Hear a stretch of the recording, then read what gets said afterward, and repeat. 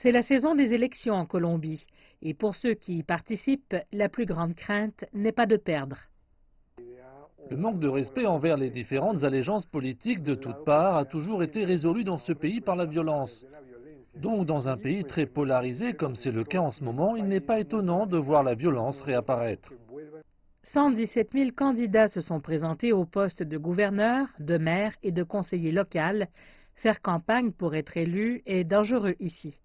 Selon la Fondation colombienne pour la paix et la réconciliation, il y a eu 230 victimes de violences liées aux élections, dont 22 meurtres. En septembre, des assassins ont tué la candidate à la mairie, Karina Garcia, ainsi que 5 autres personnes, dont sa mère.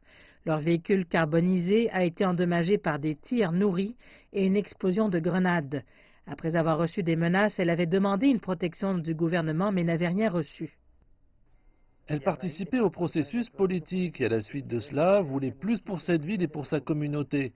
Et puis elle a été soumise à de la violence de la part de partisans des autres candidats. Professeur à l'université Tadeo de Bogota, José David Moreno explique qu'une partie de la solution réside dans le renforcement de la tolérance et du respect des points de vue opposés. Nous voyons des victimes dans tous les partis politiques, ce qui est très décourageant parce que cela illustre une situation qui va à l'encontre de la démocratie et de la liberté d'expression. Et puisque la justice demeure imperturbable dans la plupart des cas, José Moreno estime que cela concerne les trafiquants de drogue qui opèrent dans les régions les plus reculées du pays. Il existe des problèmes dans toutes les régions où les routes mènent à la côte du Pacifique, qui est la voie de sortie pour le commerce de la drogue. Mais ce n'est pas le seul commerce illégal. Il y a aussi de l'exportation minière illicite.